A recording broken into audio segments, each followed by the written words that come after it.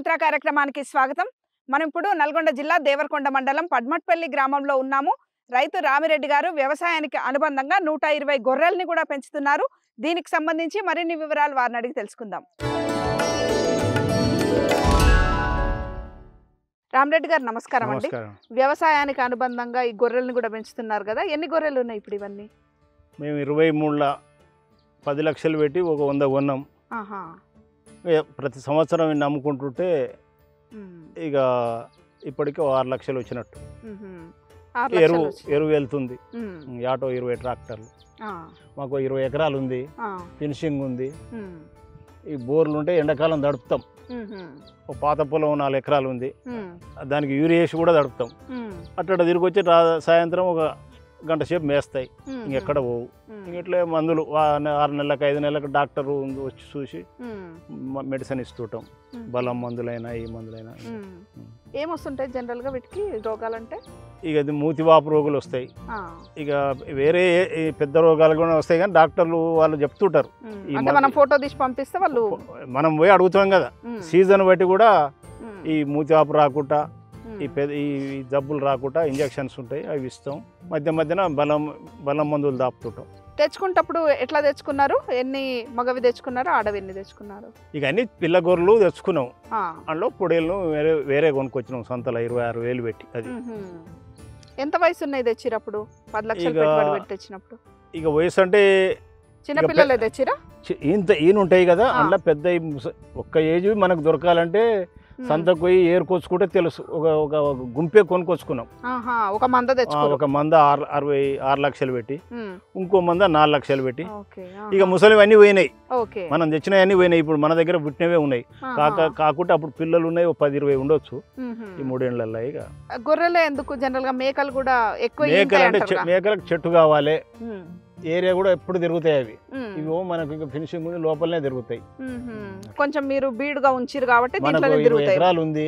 ఇంకా అవతల మన దంతం కూడా ఇంకొక 10 ఎకరాలు 12 ఎకరాలు పెట్టినాం మన గొర్రెలకే. ఎకరం 2,000 ఇచ్చి జనవరి ఫిబ్రవరి దాకా తడి కట్టి తడి పెడతాం.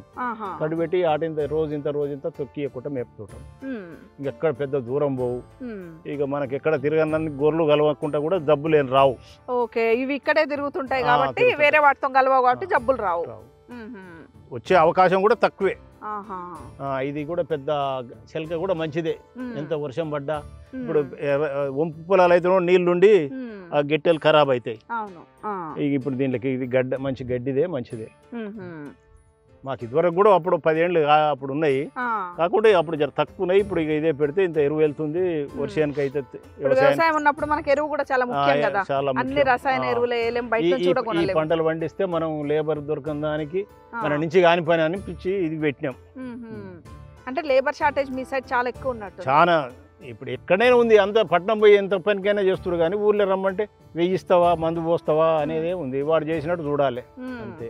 అంటే ఇప్పుడు 2 ఏళ్ళు అయిందా ఇవన్నీ? 2 ఏళ్ళు, సరిగ్గా 2 ఏళ్ళు. ఎన్నిసార్లు అమ్మిరు? ఏ సీజన్ లో మంచి డిమాండ్? 3 సార్లు అమ్మినాం. ఎప్పుడైనా ఉంటాయి దీంట్లో రేటు, ఎప్పుడైనా ఉంటుంది. బంగారు లెక్కని మన అవసరం ఉంటే తక్కువ. మస్తు బెరగాలు ఊళ్ళో 40 మంది ఇక ఉంటారు. అంటే ఎట్లా పోతుంది అమ్మినప్పుడు? మనం చిన్నవి పెద్దవి వెళ్ళి మిక్స్ పెడితే ఇక వాళ్ళు ఇప్పుడు మనం కొనుక్కొస్తాము 10-12 వేలు, వాళ్ళు 10,000కే అడుగుతారు. పెద్దది చిన్నది 9,000కే అమ్మినాం మొన్న. చిన్న దాంట్లోనే చూపిస్తుంటారు వాళ్ళు. అది 7,000-6,000 ఉంటుంది. ఇవి ఉన్నాయని ఇన్ని మా ఊళ్ళోనే బెరగాలు, ఇక వాళ్ళే అమ్ముకొచ్చి ఇస్తారు. ఇప్పుడు మనం సంతకు పోయినా అమ్మలేము, ఆ బ్రోకర్లు ఉంటారు మనకి అంత కింది మీద చేస్తుంటారు. వాళ్ళైతేనో ఇక వాళ్ళు వారం అమ్ముకుంటే వాళ్ళు ఇద్దరే ఇచ్చి వస్తుంటారు. కానీ ఇక మనకు నమ్మకం, ఇక వాళ్ళు అమ్ముకొచ్చి ఒక వారం తక్కువ వస్తే మళ్ళీ వారం అనేది తెచ్చిస్తారు. ఇప్పుడు ఇది అమ్మకానికి సిద్ధంగా ఉందని ఎట్లా డిసైడ్? కొమ్ములు వెళ్తాయి కదా, కొమ్ములు వెళ్ళి ఇప్పుడు 6 నెలల పిల్ల అయినాక కొమ్ములు వెళ్తాయి. ఇక అప్పుడు 10-12 కిలోలు 15 కిలోల దాకా కూడా పడతాయి. మన మేతను బట్టి, మన దాన్ని బట్టి ఒక్కొక్కటి ఒక తీరుకుంటాయి. ఇప్పుడు మనం జనం లెక్కనే మన ఆదాయాన్ని బట్టి అవి ఒకటి ఎక్కువ తక్కువ. ఇక అవి చిన్నవి పెద్దవి కలిపి అమ్ముతాం. ఇక ఒకటే రేటు ఇస్తారు వాళ్ళు. అన్ని ఇప్పుడు మనం చదువుతుంటే ఏమన్నా ఏ గ్రేడ్ అది ఒక పక్కకు నూకుతారు కదా, వాళ్ళు అట్లా అమ్ముకోవచ్చు. నేను సంతలో చూసి మనల్ని అమ్మనియర్ కొననియర్. ఇప్పుడు మనం కొంటుంటే కూడా ఇంకోటి వచ్చి మీద వేస్తాడు. మేకలు కొనుక్కొచ్చినాం నీరుడు, మేము మరి భయాన్ని ఇచ్చినాక కూడా ఇంకోటి వచ్చి నేను ఇంకో వేస్తా అంటే వాడు తిరిగి మళ్ళీ 1000 ఎక్కువ. మన దగ్గర తక్కువ. వాడు అడిగిన ధరకే ఇవ్వాలి మనం. వ్యవసాయం వల్ల అంతే, గొర్రెలు పెంచినా అంతే, కోళ్ళు పెంచినా, రైతు ఏది పెంచినా కూడా అమ్ముకోనిక పోయినప్పుడు దగబడుతున్నాడు. అంటే జనరల్ గా ఇవి సంవత్సరానికి ఒక్క ఈతనే, మేకలు అయితే 2 ఈతలు. ఇవి మేతను బట్టి మీరు మేకలు కొనుక్కొస్తే కూడా గంతే ఒకటే ఈత తిన్నాయి. ఇవేంటిది ఇది 10,000 పెట్టి కొనుక్కొచ్చినాం. ఇంకా పిల్లలు 2 పోతులు ఉన్నాయి. ఇప్పుడు అందులో ఇంట్లో అన్ని రేగులు ఉండే అప్పుడు తీపిచ్చినాం. మేత లేదు దీంట్లో, ఏమైనా గడ్డి మేస్తాయి అనుకో కానీ చెట్టు ఎక్కువ ఉండాలి. మేకలకైతే చెట్టు ఎక్కువ ఉండాలి, గొర్రెలకైతే ఇట్లా గడ్డి అయినా మేస్తాయి కాబట్టి. అంటే ధరలో మేకలకు మంచి డిమాండ్ ఉంటది అంటారు కదా, గొర్రెల కంటే కూడా. ఇక గొర్రె మాంసం గొర్రె ధర ఎక్కువ వస్తుంది. ఇక ఇది ఏదైనా కండను బట్టి మేతను బట్టి ఉంటాయి. పండుకునేది ఒక చోట, ఉండేది ఒక చోటనే. ఇది నైట్ ఆడ దోలుతాడు, పొద్దున్నే వచ్చి ఈడ దోలి ఆ దొడ్డు ఊపుతాడు. ఇప్పుడు మళ్ళీ ఇడుస్తాడు కదా, ఇప్పుడు ఇది ఎత్తి అక్కడ పోస్తాడు తింటప్పుడు. దొడ్డు నున్నగుంటే బాగా రొంపి అవుతుంది కదా వర్షం వస్తే. వర్షం వస్తే రొంపి కాలాల పుండ్లు పుట్టి పురుగులు పడతాయి. అంటే ఇది చెట్టు కింద నేనా ఇప్పుడు దీనికి షెడ్ ఏం లేనట్టుంది. దాని ఆడ రేకులు ఉన్నాయి కదా, ఆ రేకుల కింద దోలుతారు. ఆడ దోలుతాం. అంటే షెడ్ కంపల్సరీ ఉండాలి దీనికి. తడవకూడదు. ఇప్పుడు తడిసి చేస్తే కాళ్ళు ఖరాబ్ అవుతాయి. ఇప్పుడు మనమైనా ముసురుకు తడిస్తే పశువులమైనా ఈ ముసురులు పడుతుంటే జర ఖరాబ్ అవుతాయి, సుస్తులై ఉంటాయి, కొన్ని అవి చచ్చిపోతాయి. ఇది కూడా దాని ఉన్ని కూడా తీస్తుంటారా? దీనికి ఉన్ని ఏం లేదు. ఈ గొర్రెల కురమ గొర్రెలు అయితే ఉన్ని అవసరం, దీనికి ఏం రాదు, ఉన్ని ఏం రాదు. అంటే దీనికి మీరు 10 లక్షలు పెట్టుబడి పెట్టారు కదా, ఇప్పటిదాకా 6 లక్షలు, అన్ని ఖర్చులు 6 లక్షలు. ఇక అన్ని అంటే 6 వచ్చినాయి. ఇక మనదే భూమి, జీతగానికి ఖర్చు ఆయన ఇస్తుండే. మరి ఇక లెక్క కడితే ఇప్పుడు వ్యవసాయం లెక్క కట్టినా మిగులవు. ఇది కట్టినా ఈ సొమ్ము ఇప్పుడు ఇది బంగారం ఎంతో ఇవి అంతే. ఇప్పుడు మనకు అవసరం ఉందంటే 10 తక్కువ ఇప్పుడే పైసలు ఇస్తారు. డిమాండ్ ఉంటుంది ఎప్పుడు మనకి. ఇక మనకి తెరువు వెళ్ళే భూమి ఉండే అట్లా ప్రధానిగా పెట్టుబడి చూడొద్దు. వ్యవసాయానికి ఇవి సైడు పెద్ద కాపురంలోనికి. అంటే వ్యవసాయానికి అనుబంధంగా కొన్ని సంవత్సరాల కింద ఆవులు ఉండేవి, బర్రెలు ఉండేవి, గొర్రెలు ఉండేవి, ఇట్లా ఉండేవి. క్రమక్రమంగా తగ్గిపోయినాయి. అంత రసాయన ఎరువుల పైన కూడా రైతులు ఆధారపడుతున్నారు. ఇట్లా వ్యవసాయానికి అనుబంధంగా ఇప్పుడైతే మీరైతే ఒక 120+ పెట్టుకున్నారు, కానీ ఒక 10-20 పెట్టుకున్నా కూడా రైతుకు ఉపయోగమే కదా. రైతుకు ల్యాండ్ ఉండాలి, అవి మేస్టందుకు. ఇప్పుడైతే ఎవరు వ్యవసాయం వాళ్ళు ఎవడైతే దాంట్లోకైతే రానియరు. అవును, ఒక మనిషి ఉండాలి. ఆ మనిషి ఉంటే మరి 10 పెడితే వాని జీతమే వెళ్ళదు. అట్లానే మాకు 20 ఎకరాల ప్లాట్ ఉంది. ఇది చుట్టూ ఫినిషింగ్ ఉంది. ఎండాకాలం నీళ్లు ఉన్నాయి, తడుపుతాం. 4 ఎకరాల పొలం, దానికి యూరియేసి తడుపుతాం గడ్డికి. అట్లా తిరిగి వచ్చి మళ్ళీ 1 గంట సేపు ఇంట్లోనే మేస్తాయి. ఇక మేమే జబ్బులు, నాకు ఇదివరకు అనుభవం కూడా ఉన్నది. ఇక ఇస్తూనే ఉంటాం ఇంజక్షన్స్. ఈ జబ్బు రాకుండా ముందు జాగ్రత్త కూడా డాక్టర్లను అడిగి, వాళ్ళు గవర్నమెంట్ వాళ్ళు మెడిసిన్ ఇస్తారు, మనం వాళ్ళ దగ్గర లేదంటే కొనుక్కొచ్చి ఇస్తాం. ఏం జబ్బులు అయితే వస్తలేవు పెద్దగా అనుకున్నంత. ఇదైతే ఒకవేళ రైతులు పెట్టుకుంటే మంచి ఆదాయమే ఇస్తుంది, రైతుకు మంచిది ఆదాయమే. ఇది వ్యవసాయానికంటే ఇవే మంచిది నా అనుభవం వల్ల. ఎందుకట్లా? ఇది బంగారు ఎంతో ఇదంతా. ఇప్పుడు అమ్ముకున్నామంటే మన అవసరం ఉండి అమ్ముకున్నామంటే ఒక 5 తక్కువ అంటే వెంటనే తీసుకుంటారు. ఇదే ఇప్పుడు నువ్వు లారీ ఒడ్లున్నా కూడా వాడు లారీ దొరకలేదంటాడు, మిల్లు ఓడి లేదంటాడు, ఏందో అంటాడు. ఇక వాడు ఇవైతే బేరాలు. సంతకు పోతే వచ్చేది. మా ఊళ్ళోనే 40-50 మంది బేరగాళ్ళు మస్తు అమ్ముతామంటే వచ్చిపోతారు. అంటే జనరల్ గా మన తెలంగాణ ప్రాంతంలో కూడా ఏ దావత్ అయినా కూడా మేకనో గొర్రెనో పోస్తారు కాబట్టి ఎప్పుడు డిమాండ్ లైవ్ స్టాక్ కి. పెళ్ళిళ్ళకి అన్ని ఇప్పుడు దసరా వచ్చిందంటే ఇప్పుడు అన్ని. ఇప్పుడు దసరా వస్తుంది కాబట్టి ఇప్పుడు కొంచెం చిన్న కొమ్ములన్నీ అన్ని పోతాయేమో. ఇప్పుడు మేతంటే సపరేట్ ఏముండదు, ఇక మీదే సరిపోతుందా?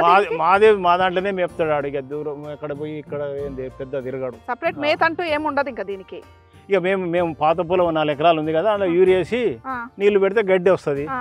రోజు ఒక మడి, మళ్ళీ మడి పోగానే కింది మడి, అట్లా అక్కడే తింటది, నీళ్ళు తాగుతాయి ఉంటాయి. నీళ్ళు ఈడ హౌజ్ ఉంది, ఈడ ఇంట్లో గిట్ల కొట్టగానే హౌజ్ కాడు కురుకుతూనే ఉండే. వాడి చింత చెట్టుకి తోటి తినే ఇంకా అవి అక్కడ ఫినిషింగ్ ఏముండే. రోగాలు కూడా పెద్దగా ఏం రావు. వచ్చినా మీరు మీ డాక్టర్ని అడిగి మందు తెచ్చుకుంటారు, వేసుకుంటారు. ఇప్పుడు ఈ 3 ఏండ్ల నుంచి సీరియస్ గా దీని మీద ఉన్నారు కాబట్టి పెద్దగా రిస్క్ ఏమన్నా అనిపించిందా ఎప్పుడన్నా? రిస్క్ లేదు, ఏం లేదు. ఇక సుస్తైన వేణు ఒకటి చచ్చిపోకుండా అయితే ఉండవు. పిల్లలు అవి ఇవి మేతన్ని పాలు ఎక్కువ వస్తాయి అట్లా.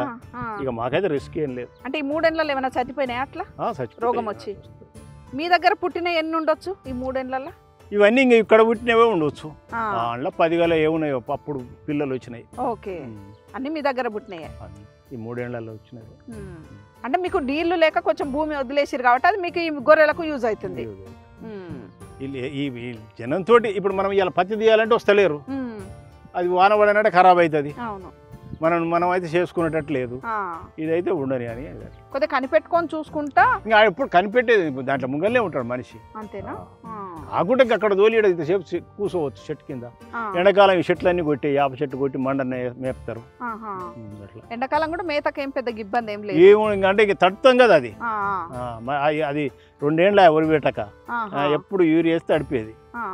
రోజు అంటే యూరియా వేస్తే తడిపితే మళ్ళీ పచ్చగా వస్తుంది, తొందరగా వస్తుంది మేత. తొందరగా వస్తుంది.